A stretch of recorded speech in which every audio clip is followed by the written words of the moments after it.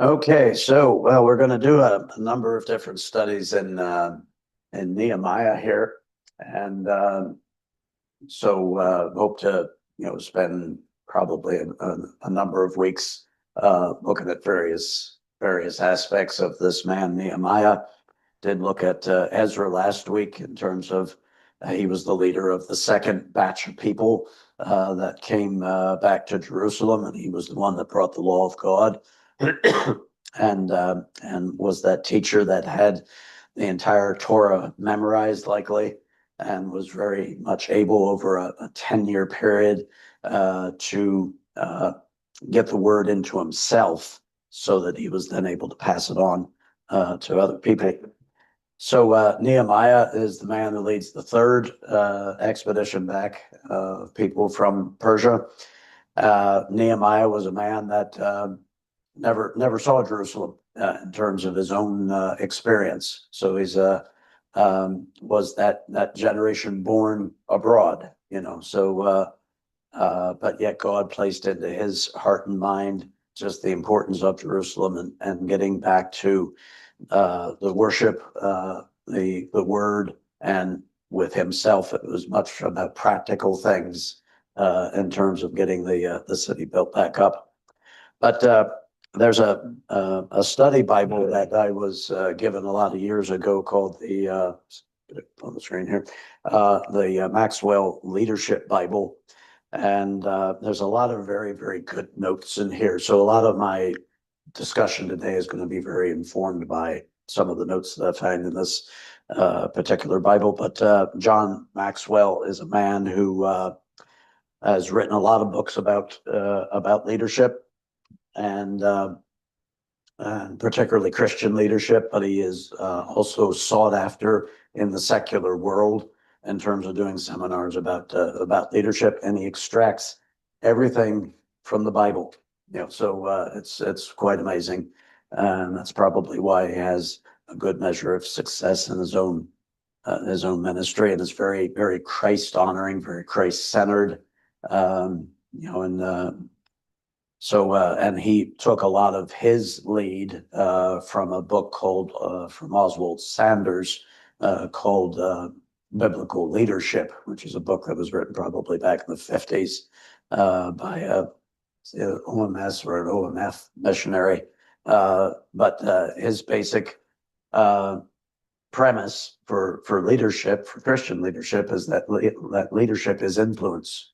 So all of us lead in some way because we have influence with at least one other person, whether it be a child, a family member, or someone in work, or whatever the case is, or just a friend. If we can influence them for good, well, we can influence them for bad too. You can lead in a bad way, but obviously we want to lead in a good way. So Nehemiah is one of the books in this particular study Bible that has lots of notes. So so as I have on the subtitle there, called to lead and navigate through problems. And so Nehemiah was a man that was faced up with a lot of challenges, a lot of blockages, a lot of things to get around and go over and go under and around and so on.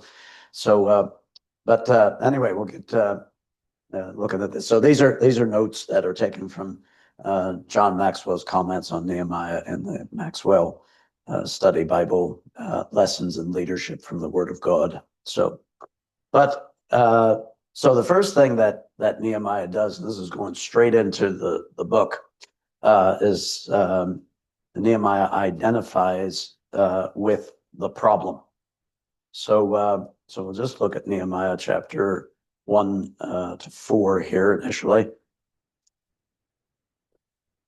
says, the words of Nehemiah, the son of Hekeliah, came to pass in the month of Shishlev in the 12th year, as I was in Shushan, the citadel, that Hanani, one of my brethren, came with men from Judah, and I asked them concerning the Jews who had escaped, who had survived the captivity, and concerning Jerusalem.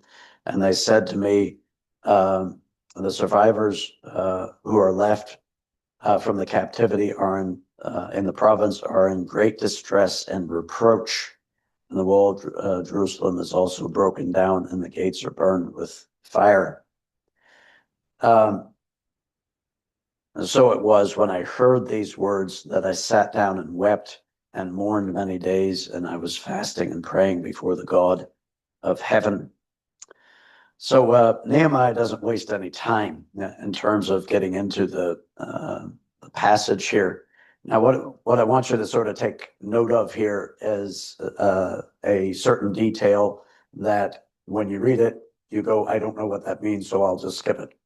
And that is where it says, the words of Nehemiah, the son of Hekeliah, it came to pass in the month Shishlev. So does anybody have any idea when Shishlev is? Okay, we don't know. So we asked the question. And it's in and around November. Yeah, I bet. Yeah. So somebody grab a stool there. And I've got to put this thing out there. So you just stick it out in the middle and then take that that right there's fine. And then just place that there. So, friend. So that way I can pick you all up. But I just want you to take note of that, because then another month is mentioned later on in this story. And I'll ask the question, well, what month do you think that is? And you'll go, I don't know. And then I will tell you.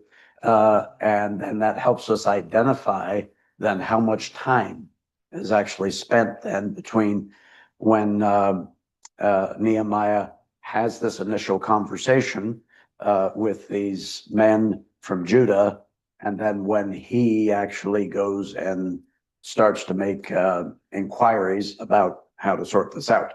Because I think sometimes when we read the Bible and when we kind of skip over little details like this, we think, things are just, bang, bang, bang, just moving along. So whereas actual fact, there's a lot of time between things. So, but the thing is that Nehemiah here, as it says in the title, which is somewhat hidden, but he identifies with the problem. He listens to what they say. Now he asked initially, he says, concerning the Jews who had escaped, survived the captivity, concerning Jerusalem, because obviously he'd heard that people had gone back. So you had Zerubbabel that went back, they built the temple. And then there was a 60-year lag between Zerubbabel and Ezra. So Ezra is a contemporary of Nehemiah, because we read of Ezra in the book of Nehemiah. So he's hearing about what's going on. And so what they then say is the survivors who are left from the captivity in the province are there, meaning in Jerusalem, in great distress and reproach. Now, reproach is an interesting word to me too, because that's an old term. Okay, not too many people walk around today talking about reproach. Now, reproach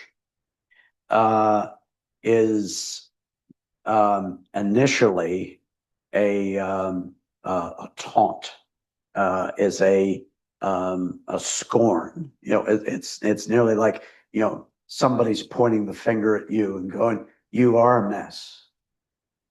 You're not worth it. Go away." So when we hear that kind of information, we tend to go, all right, or we either cower or we get really defensive and say, no, you're wrong, or something like this. So there's not too much middle ground, So, but what is embedded in reproach is the taunts and the scorn that people are giving you is generally because they want to make you feel guilty about something you've done, or they want to make you ashamed about something that you are. So it's a very, very deep word. It's a very, very heavy word. So these people are, who left, from the captivity in the province, are there in great distress and reproach. So they're having a lot of problems. They're having a lot of economic problems. They're having a lot of psychological and mental problems, I would say, and it's because there's people that are local around them, whether it be people that never were in the captivity, because we do learn about them from Zerubbabel and Ezra. But it's also non-Jews who are not really terribly excited about seeing this building get, or seeing Jerusalem get rebuilt and that kind of thing. So there's a lot of negativity. A lot of people just go away. And you're not worth the time of day. So when Nehemiah hears these things, and that's why I highlight these particular words in another color, in blue. And so it was when I heard these words. So, Nehemiah is very much engaged with what he's hearing. How often do we switch off? When people are talking to us and we get bothered by the clock or get bothered by the weather or something like that. And, it's amazing how people that I work with, I have to be very, very careful about how I do eye contact and my body language. Because if I go like that with my uncovering my watch, people will go, "Oh, so you need to go now." And so what that says to them, because they've been rejected, is they go, "You've had enough of me, so that's okay." That reinforces the idea that I'm not really up to much and not really worth your time. So, you may clear off. Or, if I, glance at the clock. Now, what we do if you've ever had counseling in a counseling center, there are clocks that are very, very strategically positioned. Okay, so that over the shoulder of your client, there's a clock, so that you don't have to be going like that. You can see the clock face just there, and then you can make an assessment of how much time you have. I always think it's funny within counseling, they talk about the therapeutic hour, and you know how long the therapeutic hour is? 50 minutes. So that's a therapeutic hour. So how they arrive at that, I do understand boundaries and things like this, but I just think it's funny when they talk about an hour. An hour to me is 60 minutes, but a therapeutic hour is 50 minutes. So thanks. Well, no, that's the time that you have with the client all in. So, but really what happens is that then gives 10 minutes for the counselor to go and have a potty break and get his head showered, until the next one, so, but anyway. So, it is interesting, I would say that Nehemiah, because of the sort of position that he has, which we will learn here shortly, he is a man that has to be very, very switched on, but very, very careful in terms of how he presents. So he hears these things, and then he sat down and wept and mourned many days. And so here's a man that is very, very taken with what's going on, even though from what we understand from scholars, he had never been there. So, and yet Jerusalem, through the years was always that very, very important city, because that's where God was. And now it's burnt with fire. So, and then it says, I was fasting and praying before the God of heaven. So he hears the problem. He identifies with the problem, engages with the problem. And then the next thing that he does is he spent time in prayer. So as soon as he hears these issues, he prays. So how often do we do that? Not very. We hear about problems, we get on the phone, we look up on the internet, we try to say, oh, I remember when I did this and I that, and I could, and it all becomes about you. But this man, what he does is he goes to God first. So let's read this little passage here. So this is a little smaller print. That's because it's a bigger passage. So it was when I heard these words, this is just a repeat of verse 4, that I sat down and wept and mourned for many days, and I was fasting and praying before the God of heaven. I said, I pray, Lord God of heaven, O great and awesome God, you who keep your covenant and mercy with those who love you and observe your commandments, please let your ears be attentive and your eyes open, that you may hear the prayer of your servant, which I pray before you now, day and night, for the children of Israel, your servants. And I confess the sins of the children of Israel, which have sinned against you. Both my father's house and I have sinned. We have acted very corruptly against you and have not kept the commandments, the statutes, nor the ordinances which you commanded your servant Moses. Remember, I pray, the word that you commanded your servant Moses, saying, if you are unfaithful, I will scatter you among the nations. But if you return to me, I will keep my commandments and do them. Though some of you were cast out of the farthest part of the heavens, yet I will gather them from here and bring them to the place which I've chosen as a dwelling for my name. Now these are your servants and your people whom you have redeemed by your great power and by your strong hand. O Lord, I pray, let your ear be attentive to the prayer of your servant and to the prayer of the servants who desire to fear your name, and let your servant prosper this day, I pray, and grant him mercy in the sight of this man, for I was the king's cupbearer.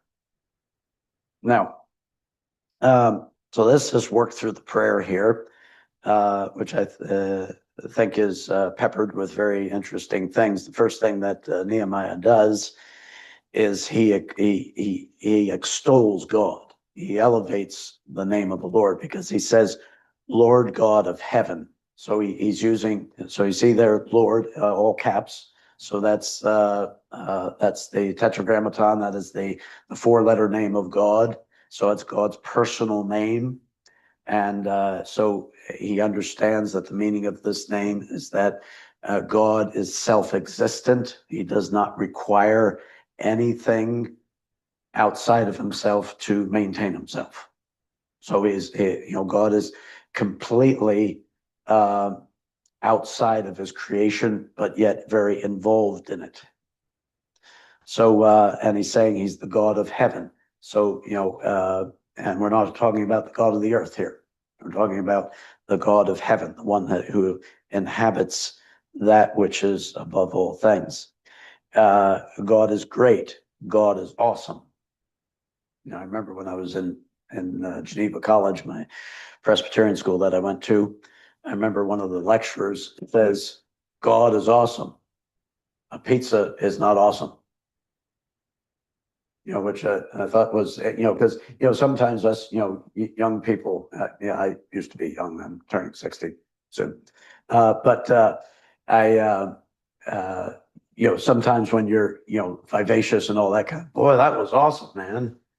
Or, that food, that thing, or whatever, But you see, when awesome is used in the Bible, it is used of God. So nothing else is awesome.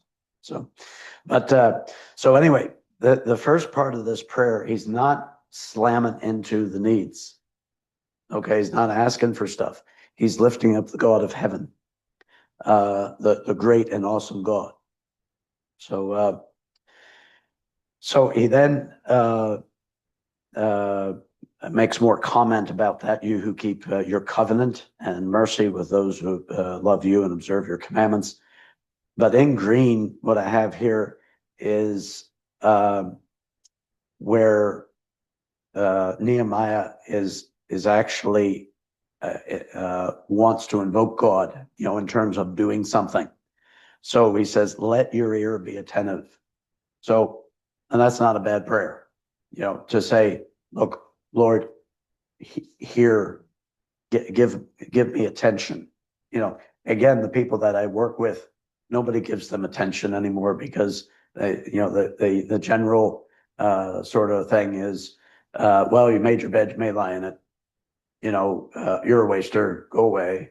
I don't understand you. So, obviously you have your own idea of things, and, so on and so forth. And we dismiss people. And, but he's saying, let your ear be attentive. God wants to give you your attention or his attention, and he wants to give you undivided attention.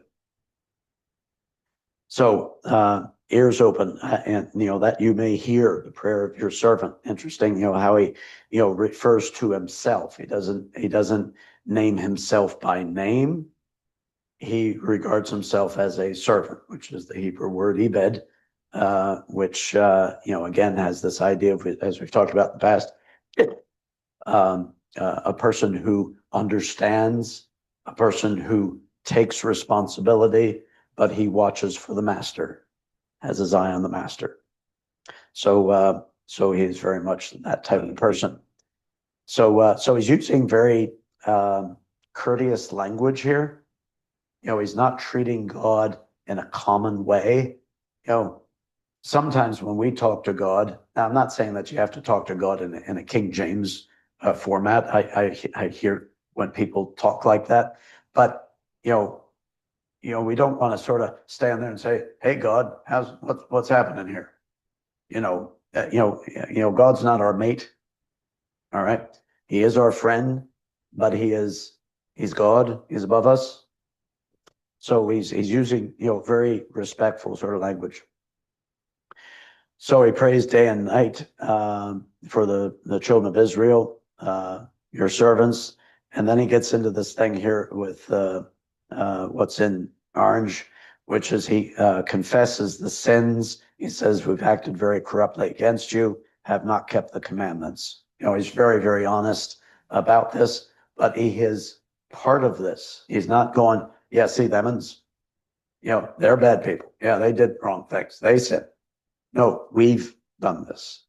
So, and then verse 8 there, he says, remember, I pray, the word that you commanded Moses. And he quotes, in a sense, the Bible back to God. So I think that's a good thing to do in prayer, is when you know the word of God,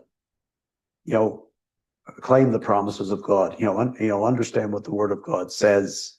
It's not like God forgot, okay, but you're engaging with God in that conversation. So look, we understand this, and it's framed in the word.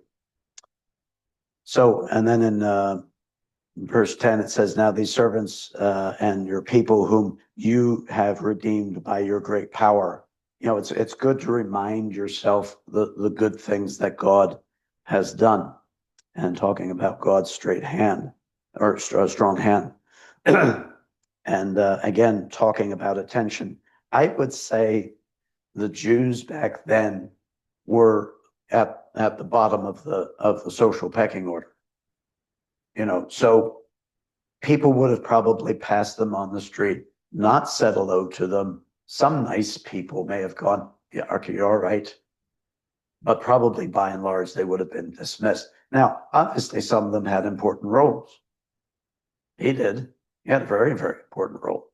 But I would say socially, they were dismissed. If you go into Saudi Arabia today, if you work as a Westerner within Saudi Arabia, you are put in a Western compound. And now you can go and do your job wherever you work, but as soon as your workday is over, you go back to your compound. So, there's a big separation of things.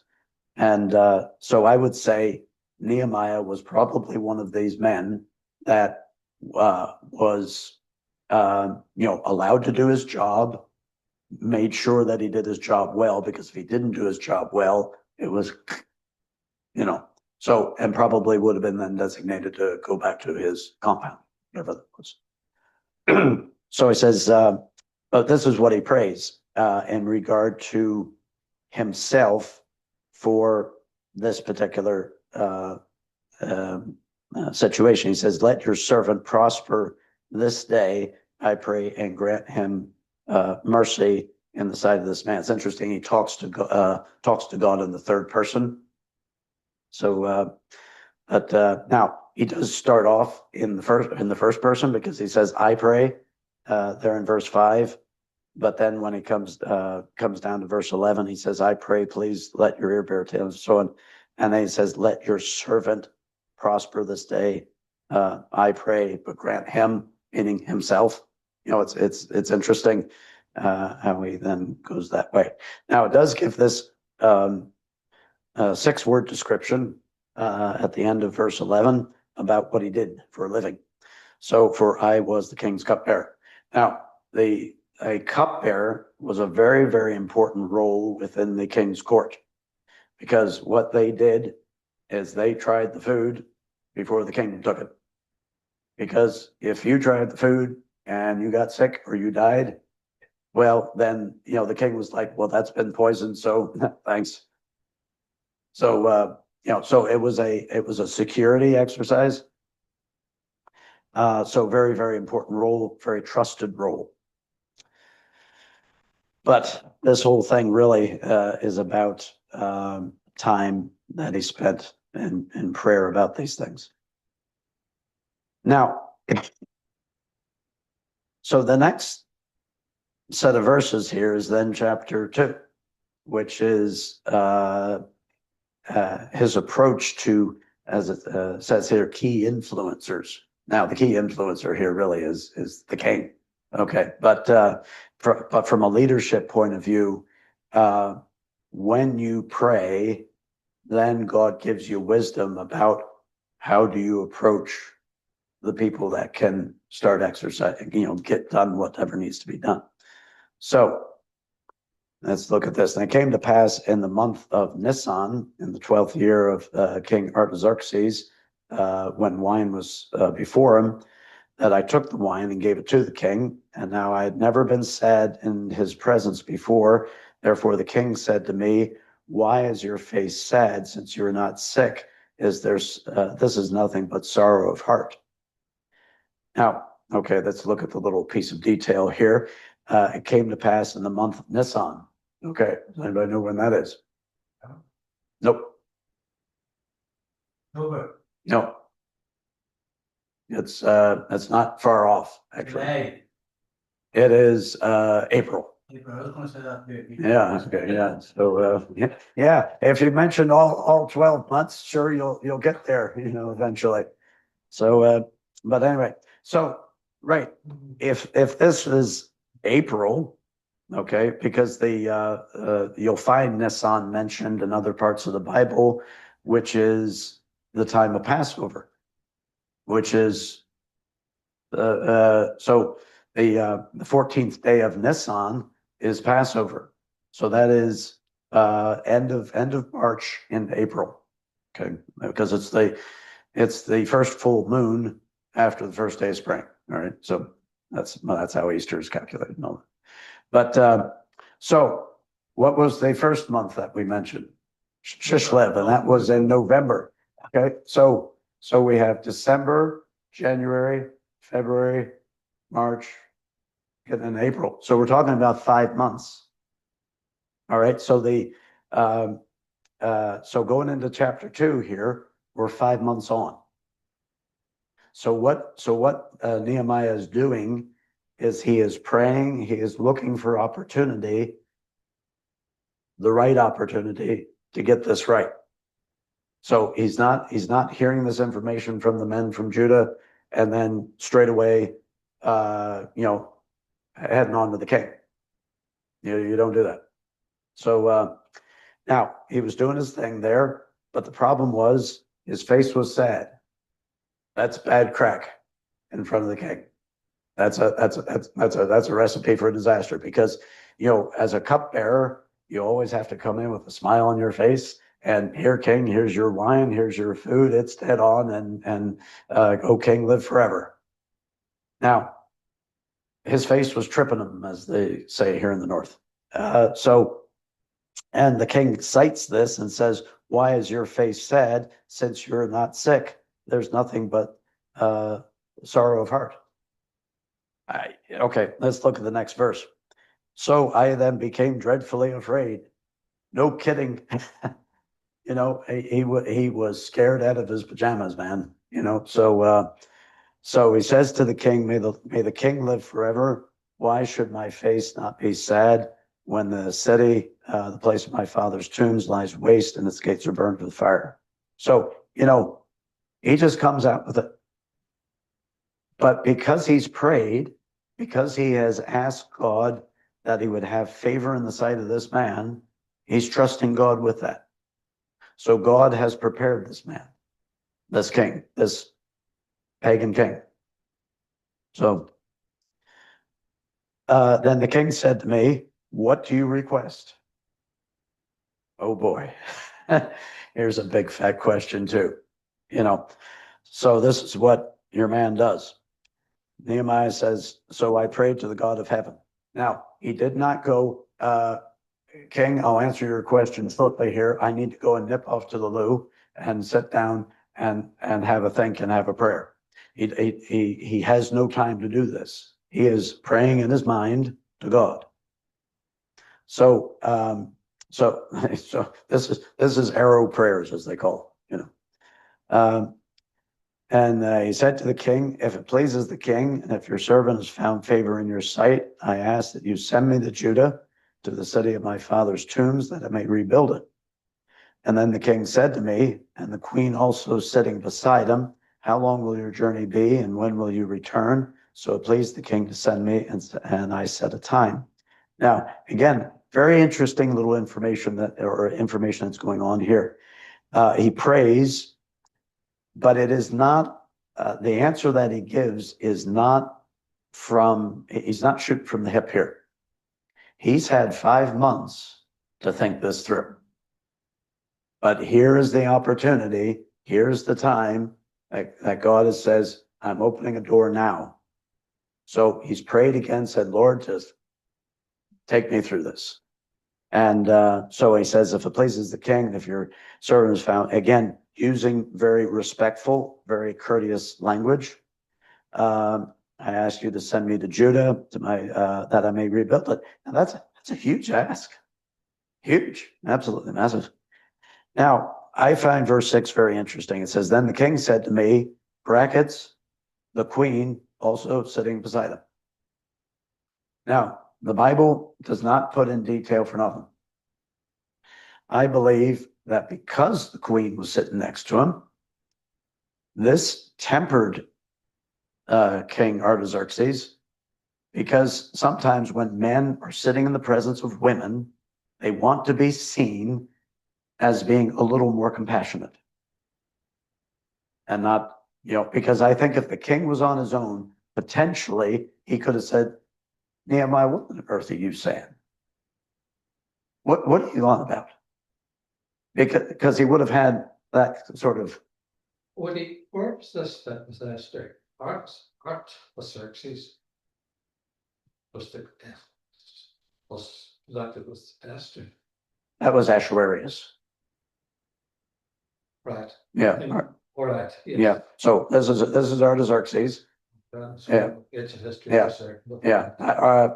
Ahasuerus would have been the king after this, I think.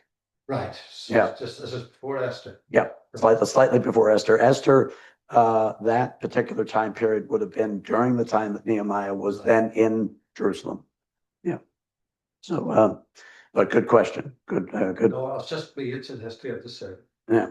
So, so anyway, God sticks in this little piece of detail and organizes this situation so that the queen is sitting there. And I think that just brings a sense of decorum, a sense of being a little more settled. And the king wants to be seen as, well, I'm doing a good thing. So, and then asking questions, well, how long will your journey be? And, when will you return? And so the king was pleased to send him and so on. Furthermore, I said to the king, if it pleases the king, let letters be given to me for the governors of the regions beyond the river, that they must permit me to pass through till I come to Judah. A letter to Asaph, the keeper of the king's forest, that he must give me timber to make beams for the gates of the citadel, which pertains to the temple, for the city wall, and for the house that I will occupy. And the king granted them to me according to the good hand of my God upon me. So, Nehemiah very much understands that that God is in this. But for Nehemiah to come up with this plan is not off the top of his head. Okay, this is a well thought through thing. So and it's taken him these 5 months to put this together. I imagine he spent much time going, Lord, how do you want me to approach this? What needs to be done? And so it's so he's approaching then the influencer appropriately and with a good plan. Yeah. The rest online. I have an appointment 1:30. Okay. Thank you. Right. That's why you all drove 2 cars today. Right. Hasta la vista. So, and then I went to the governors in the regions beyond the river and gave them the king's letters. And now the king had sent captains of the army and the horsemen with him. So, and I find that extraordinary too, because the king actually sent a contingent of troops with him to keep him protected, because the king knew that people were against the Israelites. And we learn later on in this chapter, we actually won't cover those particular verses. We'll do that at a later point.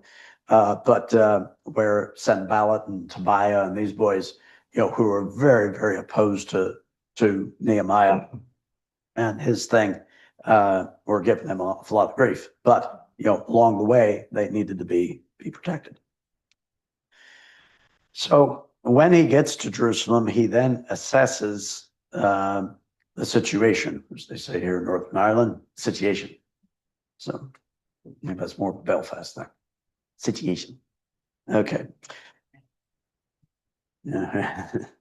So Nehemiah chapter 2 here, verse 11 to 15. So it says this: so I came to Jerusalem and was there 3 days. And then I arose in the night, I and a few men with me. I told no one what my God had put in my heart to do at Jerusalem, nor was there any animal with me except the one which I rode. And I went out by night through the valley gate to the serpent wall and the refuse gate, and viewed the walls of Jerusalem, which were broken down, and its gates, which were burned with fire. And then I went on to the fountain gate, to the king's pool, but there was no room for the animal under me to pass. So I went up in the night by the valley and viewed the wall, and then I turned back and entered by the valley gate, and so returned. So now, when we read this kind of narrative, we don't really, we just kind of read it and we go, okay, that's what he's doing, and we move on. But if you look at this particular sort of paragraph here and say, okay, what he's doing is he's doing an assessment. Now, there's those of us in here that do assessments of various sorts. I would go and see people and assess, whether they not only need help, but whether they want help, and what kind of help are they looking at, that kind of thing. So I would imagine, Helen, in your sort of work, you would be assessing patients and so on, seeing what their needs are, how to do whatever they need done. So and all of us assess stuff. We're constantly assessing things. And so what Nehemiah is doing here is the first thing he does is he comes to the situation. Okay, he came to Jerusalem. There's a big action word there. Came. All right. So I don't know if you remember back down in Newcastle, down the coast there, when they changed the town center layout in terms of the roads. They went, for those of you that know Newcastle, you come in from the top end and you drive down, and it's 2 lanes down, and then but it, see if somebody's double parked, it's mayhem. Okay, so, and this is the only road that goes to Kilkeel. There's no other flaming way around it unless you go out toward Tullymore and then double back and do all this stuff. But so anyway, they hired some outfit to revamp the footpaths and the roads and all this stuff going through the town center. So in their wisdom, they said, well, all you need is one lane for traffic. And then we'll have a cycle lane because we want to promote green riding around or whatever. And make the footpaths all full of granite. And, so you know where the man was who designed this thing? No, it was in Paris. And he never visited Northern Ireland. He never came to the town. He was only operating off of photographs and city plans. He never came. And for those of you that remember, when they did the one lane and the cycle lane, it was a complete and utter flaming disaster that cost millions of pounds. And so they went back to 2 lanes. But your man who owns the bar, up at the top of the town, if you know when you come down to that pedestrian light, when you're cutting around to the right, it goes down to 1 lane for about 20 yards and then goes back out to 2. Well, that's because your man who owns the pub there, he wanted parking, just outside his thing. So anyway, but the man who designed it never came, so Nehemiah came to Jerusalem and he was there for 3 days. So when he does this assessment, he does not want to do it with a lot of distraction around him, because now he could have said, hey, I'm here from Shushan, the thingy province, and your king's man, and so I've come to rebuild the wall and do this, and probably could have had a big entourage of people around him and fanfare and all that kind of stuff. But Nehemiah is not interested in drawing attention to himself. So he told no one what God had put in his heart about this thing. And sometimes you need to keep your plans to yourself until the thing is assessed. So I remember Arthur Williams told me this story one time, who started Stars. When he first got saved, he had a lot of vim and vigor, and he was out there preaching, and he was this, that, and the other thing.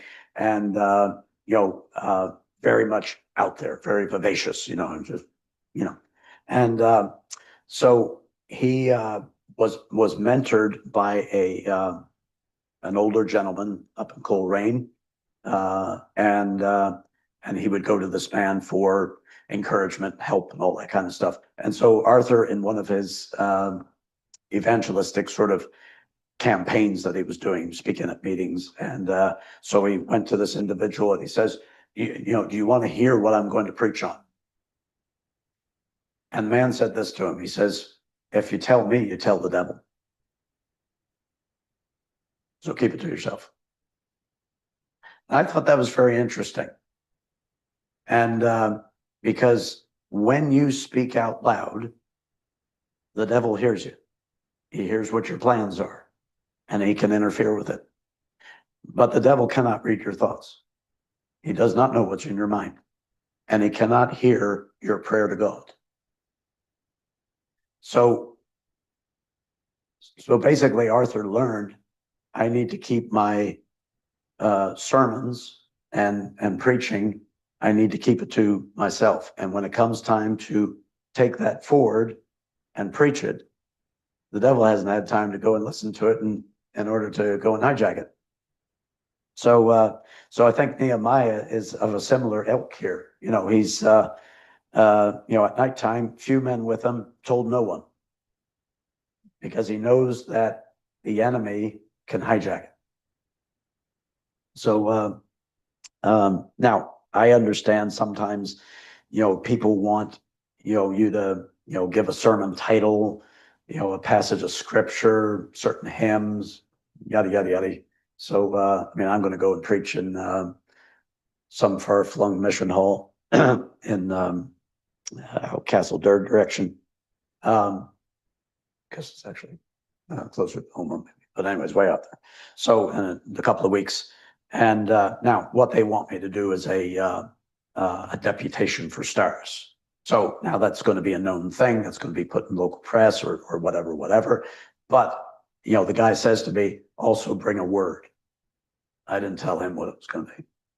Not telling you, but so not that I don't trust you, it's but when you get it out there in the air, because the Ephesians says that the devil is the prince of the power of the air. So anyway, so verse 13, it says he went out by night. It talks about the various gates. Now next week we're going to talk about the gates and what they're about, chapter 3. But that's not for today because we don't have time. So he went out by night, goes to the Valley Gate. The Valley Gate, I believe, is on the east side of the city. And then went around to the Refuse Gate. The Refuse Gate is down on the south side of the city, just above the Valley of Hinnom, because that's where the landfill was. That's what it was called, the Refuse Gate. So everybody took their trash and they bucked it down there. So that was on the south end of the city. So he viewed the walls, which were broken down. Then verse 14, went on to the Fountain Gate, King's Pool. There was no room for the animal to get on. So he hopped off his animal basically, and he went up, into the valley. Now you got to realize it's flaming dark. Okay. Probably had a small torch, not flashlight, but, a little flamey thing. Viewed the wall, should have highlighted that. And then I turned back and entered by the Valley Gate. So he got around the city. He saw everything. And if you're going to make an assessment of things, you got to see the whole thing. I have the propensity of, and sometimes I would do this with the Bible. I don't do it as often anymore, but I used to kind of like, oh, it says this, and you jump around and things. But, God's saying, no, read the whole thing, read the whole passage, get the context. So he does his assessment. Leaders do assessments. So then he meets with the people and gives them a vision. Okay. So Nehemiah chapter 2, verses 16, 17. So the next number of slides is just a handful of verses. So it says, and the officials did not know where I had gone or what I had done. And I had not yet told the Jews, the priests, the nobles, the officials, or the others who did the work. Then I said to them, you see the distress that you're in, how Jerusalem lies waste and its gates are burned with fire. Come, let us build the walls of Jerusalem, that we may no longer be a reproach.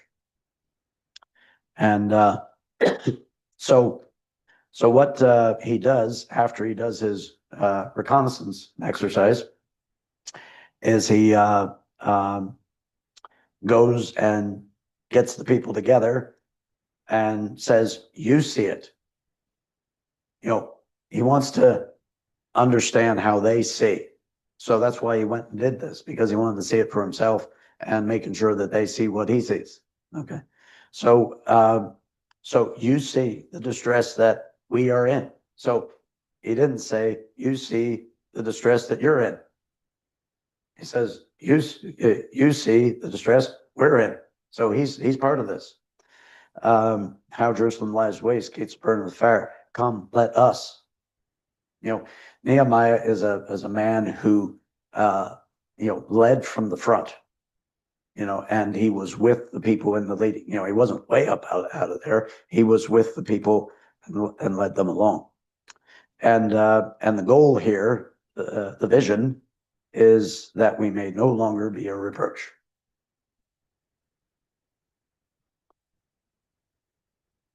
Now, the next thing he does is he can't see that on the screen. He encourages them from past success, is what that says. Okay. So verse 18 here. So I told them of the hand of my God, which had been good upon me, and also the king's words that it's spoken to me. So they said, let us rise up and build. And then they set their hands to this good work.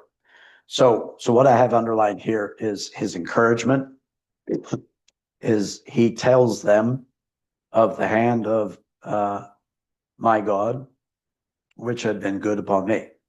So he tells them this whole story, from chapter 1, chapter 2, about the prayer, about all that, because he wants the people to understand and make sure that it's about God.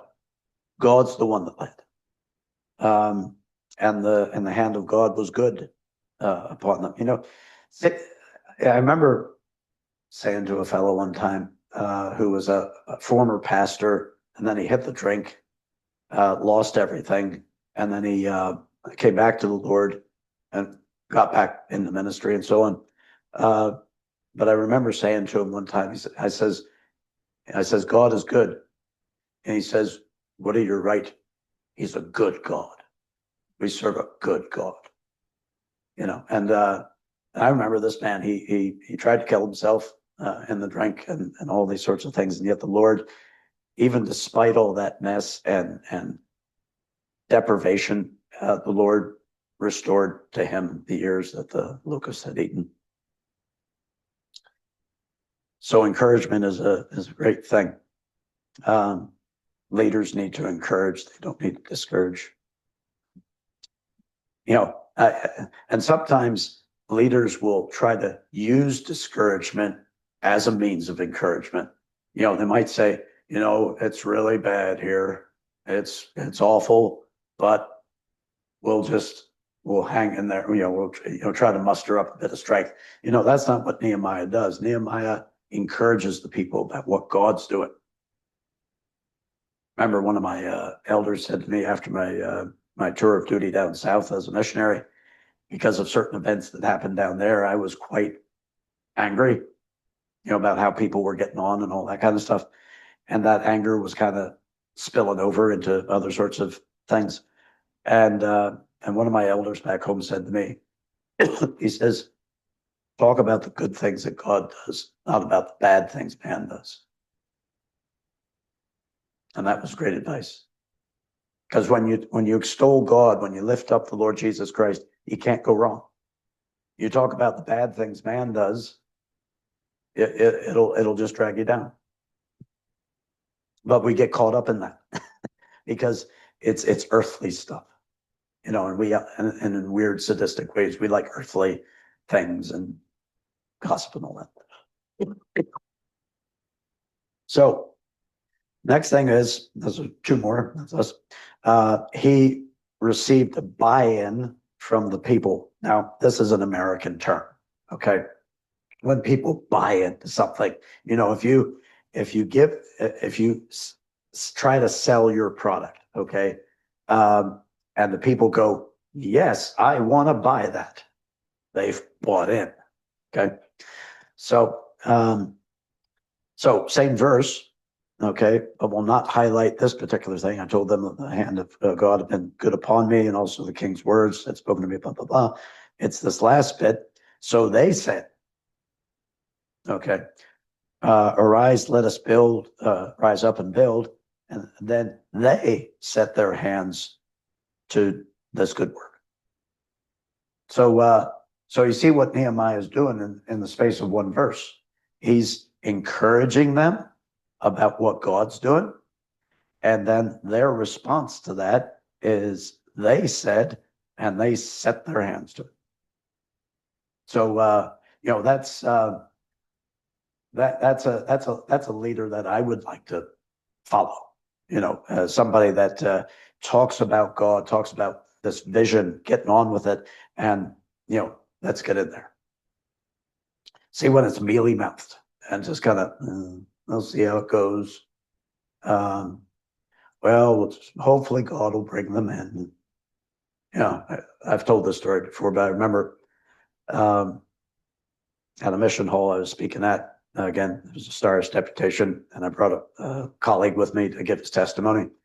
And so before going to the mission hall, I rang up to make arrangements, find out how many people were going there and clientele was like stuff. And so I asked the woman on the phone, I says, so how many people come to the meeting? She said, so about 60, right? Says, how many unsaved come out? She says, oh, we haven't had any unsaved come out this long time. You know, and this is a mission hall. You know, those of us who've been in mission halls, the whole purpose of mission hall, you preach the gospel and people are supposed to get saved. And so anyway, went along to this mission hall, and you sat in the back room, you know, sort of like the upper room, we prayer meet before the thing. And the only people that were in this back room were people that were like 120 years old, you know, so, you know, as they were, you know, the dead ancient people that can't hardly hear and on frames and all this. And they're praying, God, bring them in, bring them in, bring them in to hear the gospel. And I'm going, there's a lot of their guts out here. And, you know, so anyway, I then got up, introduced my colleague. He gave his testimony. Then I got up to speak. And I leaned across the pulpit and I says, I was in the back room with your prayer meet tonight. You're slogging your guts out, you know, praying that God will bring them in. I says, guess what's going to happen? They're not coming. They will not come through your door. And they're all looking at me like, really? I says, you have to go out and get them. And again, they looked at me like I was half cut. So now went ahead and preached. Never been asked back. Elaine and I were actually back there once, but she was giving her testimony. That wasn't necessary. So anyway, but so last thing that takes place here is he organizes the people and got them working. So this is just the first couple of verses of chapter 3 here. Now, chapter 3 is 32 verses long. But just to give you a little taster for what's going to happen next week, because then we're going to talk about the gates, because all the gates represent things. And you remember the good old Gates days. So, so we're not going to do a 6-week plummet into all the gate business. If you want the notes from that, I can supply that. But we're just going to talk about the gates, not everybody that's involved. But anyway, it says, then Eliashib, the high priest, rose up with his brethren, the priests, and built the sheep gate. And they consecrated it and hung its doors. And they built as far as the Tower of the 100, consecrated it, and as far as the Tower of Haniel. Next to Eliashib, the men of Jericho built, and next to them, Zakur, the son of Imri, built. Also, the sons of Hashanah built the fish gate and laid its beams, and hung its doors with its bolts and bars. Now, anyway, a lot of people tend to skip chapter 3 in Nehemiah because it's just about these people of whose names you struggle to pronounce, and they're building things. And you might get a map and go, yep, they're going around in a big circle, and they start at the sheep gate and they end at the sheep gate. And okay, great, super. We'll move on to chapter 4. So, but there is wonderful, wonderful things to learn about what these gates mean. So, and when we look at that next week, it'll hopefully inform us a lot about Christian living. So, but the thing with Nehemiah is that he got the people organized. So, and it takes a man like him to do that. Now, it's interesting, you know, Nehemiah had a leadership position in a foreign land. And God instilled in him good things and got him schooled up. And then at the right time, got him to do a big spiritual work. So, so anyway, that is that. So we'll do the gates next week.